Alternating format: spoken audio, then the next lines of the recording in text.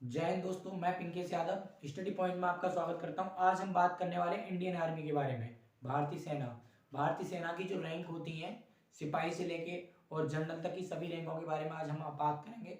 मैं सबके बारे में एक एक करके आपको बताऊंगा।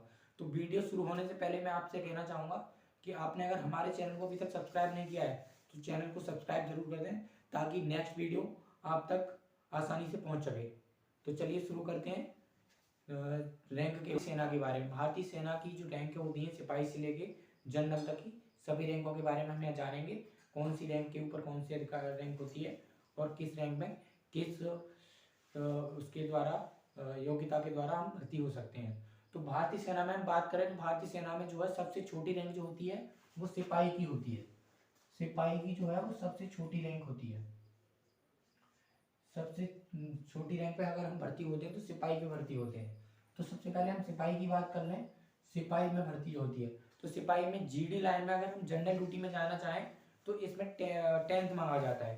10th से हमारी जो आपने देखा होगा डिस्ट्रिक्ट वाइज आपकी रैली भर्ती होती है, उनके द्वारा हम सिपाही रैंक में भर्ती होते हैं। और अगर किसकी बात करें हम किल्लक की बात करें तो किल्लक में इसमें 12th मांगा जाता है। 12th होना चाहिए आपका साइंस से, जिसमें 60% आपकी 12th में होनी चाहिए। इसके बाद की जो रैंक होती है सिपाही की बात करें तो सिपाही के बाद आता है लेस नायक। लेस नायक होता है सिपाही के बाद। आपने देखा होगा यहाँ पे शोल्डर पे इधर एक फीती लगी होती है तीर की तरह, वो लेस नायक की होती है, एक फीती की। अगर उसके बाद बात करें नायक की तो उसके बाद आता है तीसरे नंबर पर नायक। लेस नायक के ऊपर जो होता है वो नायक होता है। नायक के यहाँ 2 फीती होती हैं। और नायक के ऊपर की बात करें तो नायक के ऊपर होता है हवलदार। नायक के ऊपर की जो रैंक होती है उसे हम हवलदार बोलते हैं।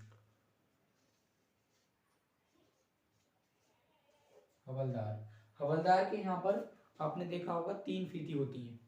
3 फीती बनी होती हैं कंधे पर बराबर से, तो वो हवलदार की रैंक होती है। हवलदार तक के जो भी पद होते हैं सिपाही से लेके हवलदार तक, ये हमारे किसके अंदर आते हैं? ये आते हैं एनसीओ के अंदर, नॉन कमीशन ऑफिसर। ये बोले जाते हैं नॉन कमीशन ऑफिसर। इसके ऊपर बोलते हैं हम जेसीओ। जेसीओ होता है, जेसीओ रैंक बोलते हैं उन्हें, जूनियर कमीशन ऑफिसर। इसके अंदर हमारा आ जाता है हवलदार के बाद जो आता है नायब सूबेदार। नायब सूबेदार, उसे हम क्या बोलते हैं? नायब सूबेदार। नायब सूबेदार के बाद आपने देखा होगा कंधे पर एक यहाँ पर फीती होगी और एक स्टार बना होता है, एक इस तरह का होता है सूबेदार। नायब सूबेदार के ऊपर होता है सूबेदार। सूबेदार के एक स्टार और बढ़ जाता है, इस तरह का एक फीती और 2 स्टार जो लगे होते हैं कंधे पर, वो होता है सूबेदार। अब इसी के ऊपर आता है सूबेदार मेजर, जिसे हम शॉर्ट में एसएम बोलते हैं। सूबेदार मेजर, सूबेदार मेजर। सूबेदार मेजर के क्या होता है? स्टार हट जाते हैं और एक फीती और यहाँ पे अशोक चिन्ह बन जाता है, अशोक चिन्ह, तो वो सूबेदार मेजर कहलाता है। तो अगर हम बात करें जो बंदा सिपाही रैंक से भर्ती होता है वो अधिकतम अपनी अगर पूरी सर्विस करेगा तो वो सिर्फ यहाँ तक पहुँच सकता है। सिपाही रैंक से आप भर्ती होते हो तो आप सूबेदार मेजर तक पहुँच सकते हो आर्मी में। इसके ऊपर की जो पोस्ट होती हैं उसके लिए आपको एनडीए या सीडीएस का एग्जाम। अब हम बात करेंगे कमीशन ऑफिसर के बारे में। कमीशन ऑफिसर जो कि एनडीए या सीडीएस के एग्जाम क्वालिफाई करने के बाद बनते हैं।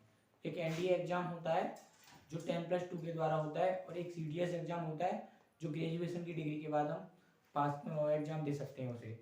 तो उसके द्वारा हम जो बनते हैं वो सबसे पहले हमारे जो एनडीए और सीडीएस एग्जाम पास करने के बाद जो रैंक मिलती है वो मिलती है हमें लेफ्टिनेंट की। तो सूबेदार के बाद जो सीधी रैंक होती है सीओ कमीशन ऑफिसर में वो होती है लेफ्टिनेंट।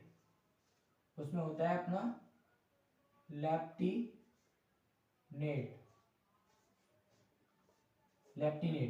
लेफ्टिनेंट में क्या होता है? ये फीती जो है वो हट जाती है और इस तरह से 2 स्टार लग जाते हैं। 2 स्टार लगे होते हैं गोल्डन कलर के। और उसके बाद आता है फिर आपका कैप्टन। लेफ्टिनेंट के बाद जो आता है वो होता है कैप्टन। कैप्टन के 3 स्टार होते हैं, 3 स्टार गोल्डन कलर के। कैप्टन के ऊपर जो होता है वो होता है मेजर। मेजर मेजर का एक अशोक चक्र होता है, अशोक चक्र। मेजर के ऊपर आता है वो होता है लेफ्टिनेंट कर्नल। लेफ्टिनेंट कर्नल, उसे हम बोलते हैं लेफ्टिनेंट कर्नल। लेफ्टिनेंट कर्नल के एक अशोक चक्र, अशोक स्तंभ सॉरी, एक अशोक स्तंभ होता है और एक आपका स्टार लगा होता है गोल्डन कलर का। उसके बाद हम बात करते हैं कर्नल की।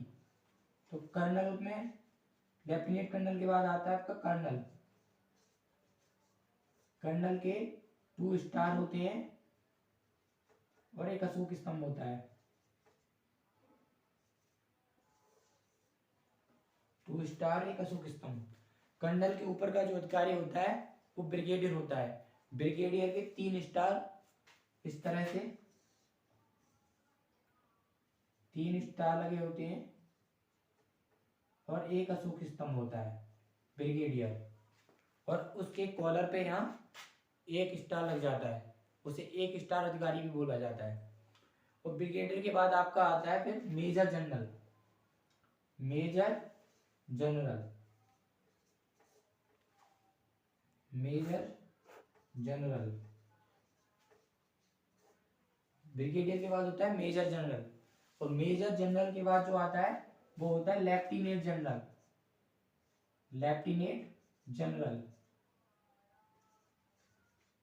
और लेफ्टिनेंट जनरल के बाद आता है आपका जनरल, जो कि भारतीय सेना का इस समय सबसे बड़ा पद है। ये पूरी सेना का, भारतीय सेना का, पूरी सेना का अध्यक्ष होता है, प्रमुख बोलते हैं इसे, सेना प्रमुख। तो ये थे हमारे भारतीय सेना की रैंक है जो कि मैंने आपको बताई। इसमें क्या होता है आपको पता है, सिपाही से जो भर्ती होते हैं वो मैंने बताया, सिपाही रैंक से भर्ती होकर हम सूबेदार मेजर तक जा सकते हैं, सूबेदार मेजर तक अधिकतम। उसके बाद जो होता है लेफ्टिनेंट जो बनते हैं वो एनडीए नाम से, आपका नेशनल डिफेंस एकेडमी, राष्ट्रीय रक्षा अकादमी है खड़गवासला में, उसका एक एग्जाम होता है। वो एग्जाम हमें क्वालिफाई करना पड़ता है। उसमें 10th आपका 12th होना चाहिए। और उसके लिए एज जो रखी जाती है वो है 19 साल अधिकतम, 16 से लेकर 19 साल तक की उसकी एज रखी जाती है। और एक होता है आपका ग्रेजुएशन के बाद सीडीए, उसके द्वारा भी आप सेना में जा सकते हो। तो ये थे आज आपकी सेना की रैंक के बारे में। अब ऐसे ही वीडियो लेके मैं आपके सामने आता रहूँगा। तब तक के लिए जय हिंद, और हमारे चैनल को सब्सक्राइब जरूर कर दें।